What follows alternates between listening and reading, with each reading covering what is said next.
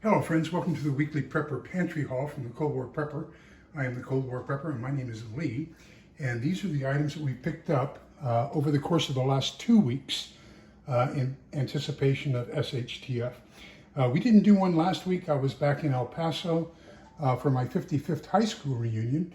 And man, what a great treat that was to see people after 55 years. I did win a trivia thingy, and so I got a nice hat from the high school. Graduated from Burgess High School in El Paso, Texas.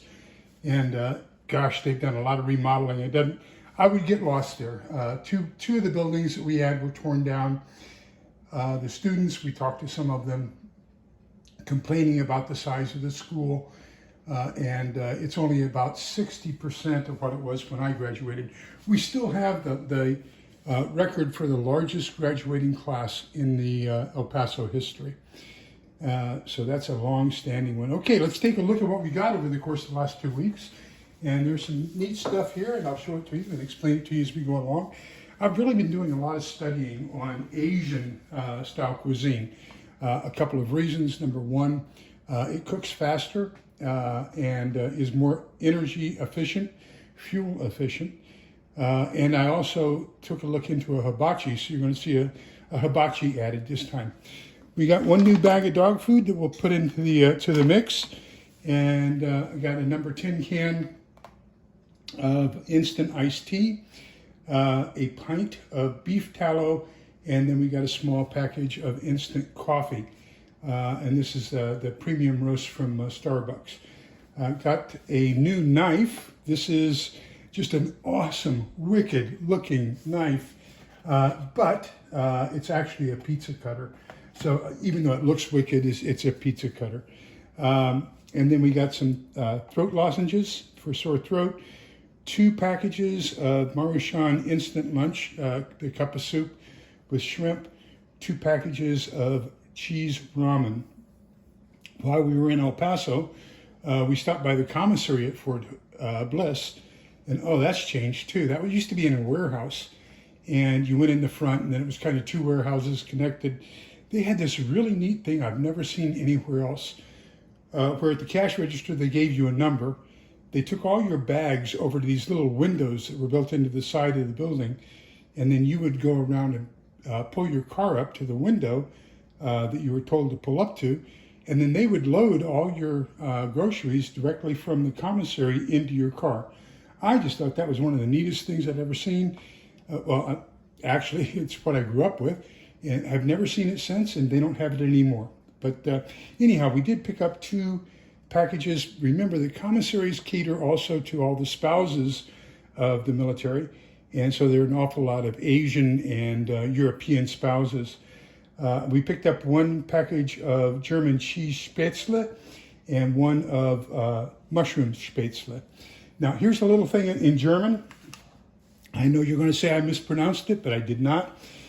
In German, everything is pronounced as it is written. So spätzle, and then you have le, okay? If it were intended to be pronounced as spätzle, it would be el, but it's not. It's spaetzle, so the proper pronunciation is spätzle. We picked up a can of green beans, can of baby corn for our Asian cooking, a can of bean sprouts for our Asian cooking, a can of pasta rings and meatballs, which is basically SpaghettiOs with meatballs, and that's for giveaway. Then a can of Wolf brand chili, which is our favorite, with beans. Some cough drops. We got 2 door stops with alarm function, so we can put those underneath our doors, just another barricade against intrusion. A package of, now Good Sense is the AFES, Army and Air Force Exchange Service. What they call, that's their generic brand. Kind of like Great Value is a generic brand for Walmart. Good Sense is the generic brand for AFES, or the PX, the Post Exchange. Air Force calls it a BX, Base Exchange. Navy calls it the NAVX, I believe, Naval Exchange. But anyhow, then we also picked up at the commissary, picked up some chicken flavored fried rice from Knorr. And then I've got these 2 little things here So you put your tea leaves inside to soak those so you can drink tea. A package of freeze-dried shrimp. I'll have to redo those. I've got an awful lot of work tomorrow as far as vacuum sealing.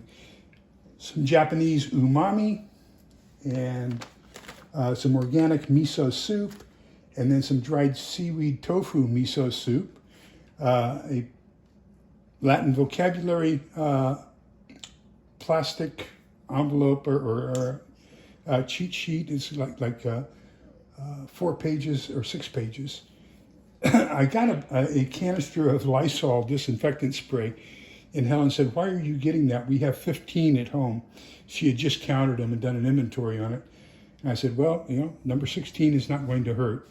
Then we've got, along with that, we got a quart of freeze-dried tofu, a small jar of green chilies, a jar of Chinese 5 spices. This is the hibachi I ordered. It's a 2-person hibachi, and it only takes 4 to 6 briquettes of charcoal. So I'm looking forward to that as being an energy saver, because fuel for cooking and heating is going to be extremely difficult to find. So I'm replacing my outdoor grill with this outdoor hibachi. I found this red cabbage, and it's freeze-dried, which means that when you reconstitute it, you can use it in salads and it'll still be crunchy and everything else. In comparison to the dehydrated cabbage that I've been doing, and that dehydrated cabbage will primarily be used in soups, stews, and chowders.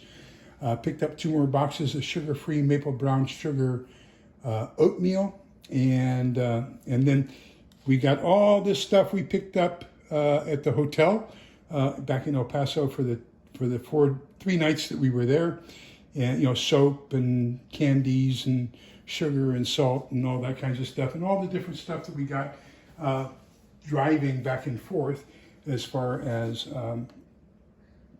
fast food stuff that we picked up along the road, eating in the car on our way. Picked up 2 new books. This is my continuing study of Al-Qaeda, ISIS, Antifa, or not Antifa, Al-Qaeda, the Taliban, and ISIS. The Looming Tower, Al-Qaeda and the Road to 9/11 by Lawrence Wright. And then I don't know if I showed this or not before, but another book on nuclear survival, and this one is After the Flash. So that's pretty much everything we've gotten over the course of the last 2 weeks. Let me know down in the comments what you're doing. What are you doing concerning fuel for cooking in a post-apocalyptic world?